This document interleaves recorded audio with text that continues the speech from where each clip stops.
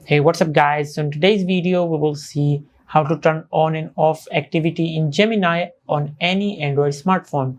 To do that, just press and hold on your home screen to activate Gemini, or you can install Gemini from Play Store. From here, search Gemini.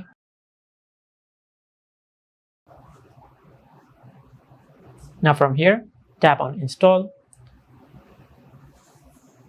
Now it will take a few seconds to download. Now once Gemini is fully downloaded, you can open Gemini by tapping on open, or you can find Gemini on your home screen. Just like that. Tap on Gemini. Now from here, tap on your account icon over here. Now from here, tap on Gemini apps activity. Now from here, tap on turn off and select turn off. Now from here, tap on got it. Now as you can see, this is how you can turn off activity in Gemini. Now to turn activity back on, just tap on turn on. Now from here, scroll down and tap on turn on. From here, now tap on got it.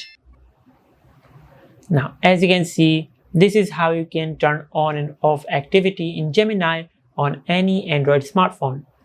If you found this video helpful, please like the video and subscribe to the channel and hit the bell icon to get notified when we upload a new video.